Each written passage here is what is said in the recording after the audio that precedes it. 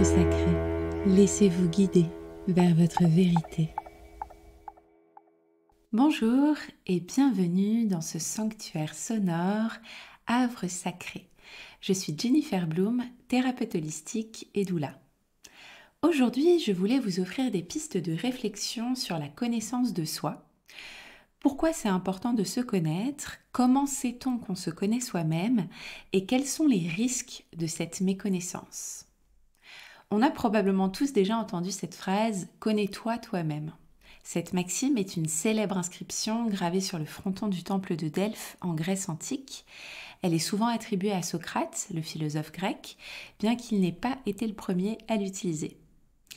Elle signifie, cette maxime, que pour parvenir à une compréhension plus profonde du monde qui nous entoure et de notre place en lui, il est essentiel de commencer par une connaissance intime de soi-même.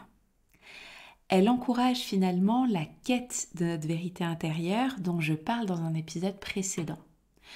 En se connaissant soi-même, on peut mieux discerner ce qui est vrai et ce qui est important pour nous. C'est donc comme ce système de poupée russe où finalement la connaissance de soi va mener vers la quête de notre vérité. Alors pourquoi aujourd'hui je parle de connaissance de soi et pourquoi ça a son importance de se connaître?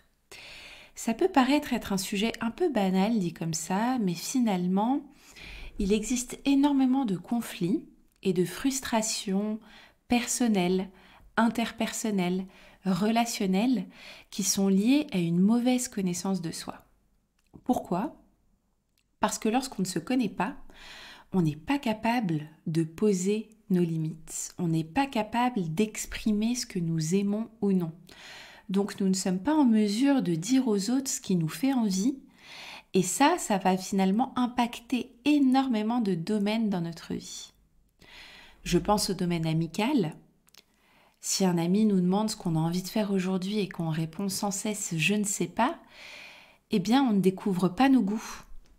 On s'adapte finalement à l'identité de l'autre, à son énergie.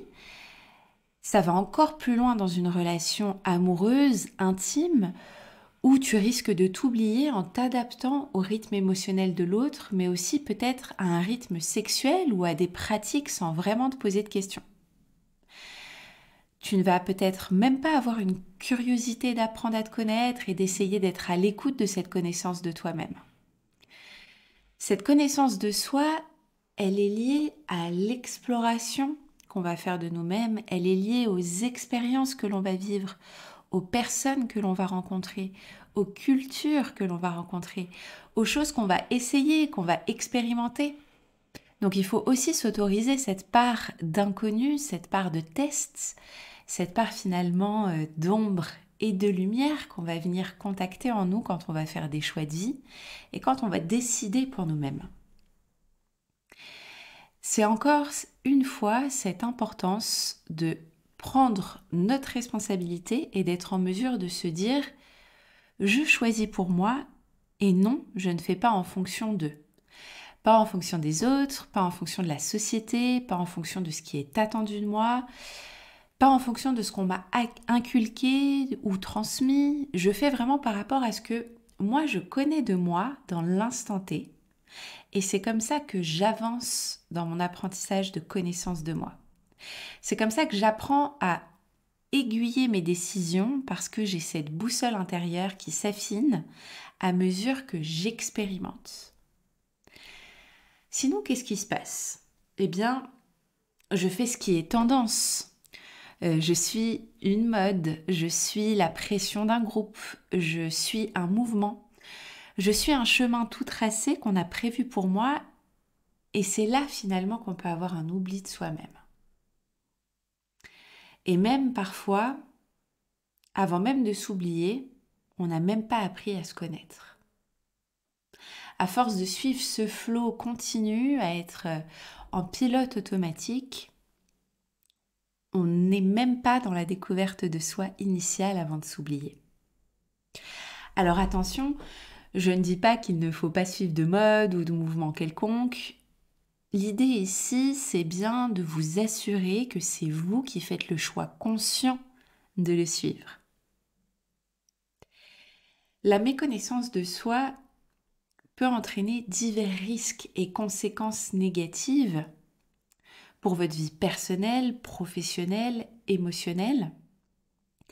Par exemple, vous pouvez avoir une prise de décision inadaptée. Si vous ne comprenez pas vos motivations, vos désirs, vos valeurs, vous pourriez prendre des décisions qui ne sont pas alignées avec ce que vous voulez vraiment.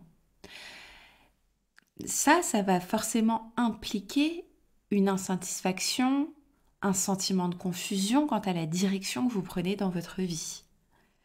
Vous pouvez aussi, à cause de cette méconnaissance de soi, rencontrer des difficultés relationnelles parce que comme vous ne connaissez pas bien vos propres réactions émotionnelles, vos schémas, vos comportements, eh bien ça peut rendre difficile la gestion des relations avec les autres.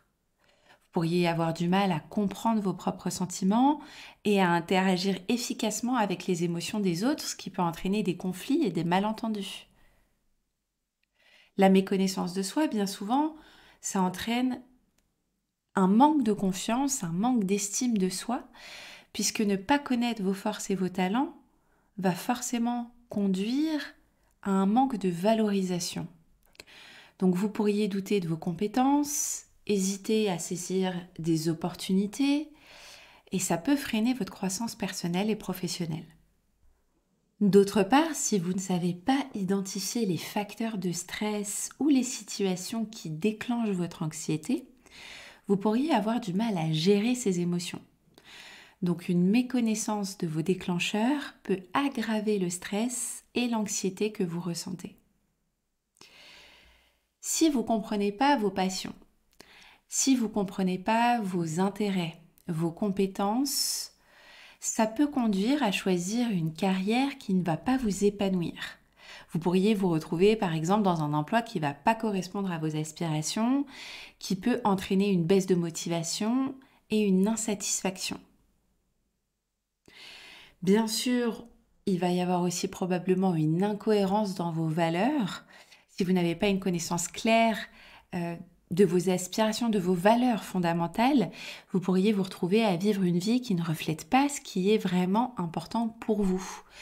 Et ici, ça pourrait entraîner un sentiment de vide, un sentiment d'insatisfaction. Et enfin, un autre risque de cette méconnaissance que je pourrais aussi soulever, c'est qu'en fait, une méconnaissance de vos mécanismes de défense et de vos schémas de pensée, ça peut empêcher de surmonter efficacement des défis de la vie. Vous pourriez vous retrouver bloqué dans des schémas destructeurs plutôt que justement d'arriver à développer des stratégies pour faire face aux obstacles. Donc, mieux vous connaître, marcher sur le chemin de la connaissance de soi, c'est aussi s'aider dans les difficultés, c'est s'aider à surmonter les obstacles et les épreuves. Finalement, le danger de la méconnaissance de soi, c'est de passer à côté de sa vie, globalement. C'est de se réveiller un matin et de se dire « mais qui je suis ? Qu'est-ce que je fais là ?» J'accompagne des personnes qui utilisent des expressions telles que je me sens à côté de la plaque ». J'ai l'impression d'être en pilote automatique. Je ne comprends pas comment je suis arrivée là. Et souvent, cette non-connaissance ou cet oubli de soi, c'est l'une des causes de leur mal-être. Les points de vigilance à avoir, c'est de s'assurer qu'on ne fait pas tout en fonction d'influences extérieures, mais qu'on est bien maître de nos décisions, dans la mesure du possible, bien évidemment. Si je pousse un petit peu la réflexion, on se rend bien compte aujourd'hui qu'on vit dans une société en perte de repères. Je trouve ça super parce que ça vient ouvrir les esprits et déclencher des prises de conscience, de venir déconstruire des professions, des métiers, des schémas parentaux, décloisonner la sexualité, l'alimentation et tant d'autres domaines et d'autres sujets. Mais là encore, je pense qu'il faut faire attention à ne pas retomber dans nos anciens paradigmes en nous adaptant forcément à cette nouvelle énergie et peut-être en envoyant tout valser. Qu'est-ce que je veux dire par ici ? Moi, je crois beaucoup au mélange d'hétéros. La vie pour moi, c'est pas blanc ou noir, c'est pas bon ou mauvais, c'est pas beau ou moche. On peut choisir par exemple de conserver des choses qu'une personne nous a transmises parce qu'elles font finalement sens pour nous, qu'elles font partie de nos valeurs, qu'on peut les intégrer dans notre vie, et au contraire de jeter à la poubelle certaines choses que cette même personne nous a transmises parce qu'ici on sent bien que c'est pas en accord avec nous-mêmes. Et c'est ça en fait la beauté de la connaissance de soi, c'est qu'on peut être qui nous voulons être sans forcément rentrer dans un moule ou dans l'autre. C'est en ça que je parle de pas reproduire d'anciens schémas, de pas rentrer dans des anciens paradigmes où finalement, comme on vient d'étiqueter une nouvelle chose, eh bien c'est différent mais il faut rentrer dedans. Je vais essayer d'être plus concrète. Si je vous parle un peu de moi et de cette reconversion que j'ai faite en 2019. À cette époque, la thérapie holistique et les soins énergétiques, ça ne parlait qu'à très très peu de personnes. Et quand j'ai démissionné d'un poste à haute responsabilité chez LVMH pour proposer mes accompagnements, je vous laisse imaginer la tête de certaines personnes. Bref, j'aurai l'occasion de vous en reparler. Ce que je voulais pointer ici, c'est qu'en 2019, il n'y avait pas de moule préconçu pour ce métier. Il n'y avait pas de formation de guérisseuse par exemple ou d'articles de presse sur le magnétisme comme j'en vois pléthore aujourd'hui et tant mieux. Je précise ici que je soutiens complètement le développement de ces pratiques holistiques et au contraire j'en suis très très heureuse. Mon propos est tout autre. Ici, je veux venir vous faire comprendre que ce n'est pas parce que ça n'existe pas que ce n'est pas possible ou que vous ne pouvez pas vous identifier à quelque chose d'autre. La connaissance de soi, justement, elle a le pouvoir de nous offrir cette liberté d'être.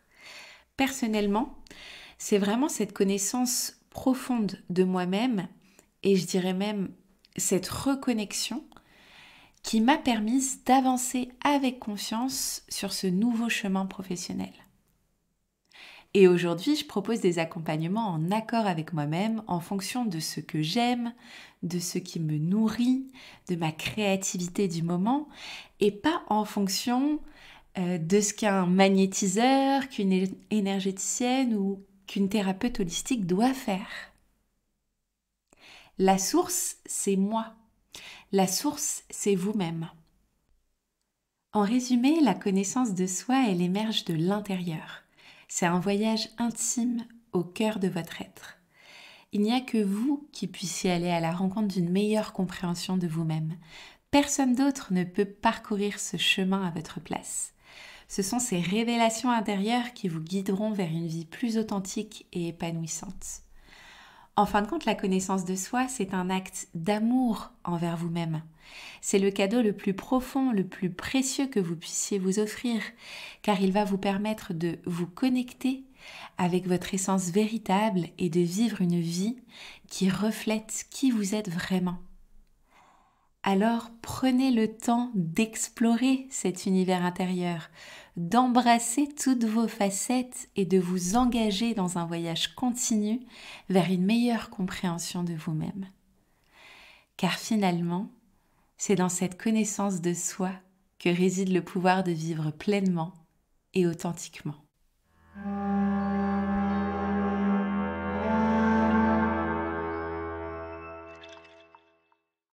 Merci à vous d'avoir écouté cet épisode. Si vous l'avez apprécié et que vous souhaitez me soutenir, je vous encourage à donner 5 étoiles à Havre Sacré sur Apple Podcast et surtout, abonnez-vous pour ne manquer aucune nouveauté. Vos retours sont précieux et m'aident à façonner les épisodes de demain, alors n'hésitez pas à venir échanger avec moi et à me retrouver sur Instagram. C'était Jennifer Bloom de Bloom Your Mind. Prenez bien soin de vous.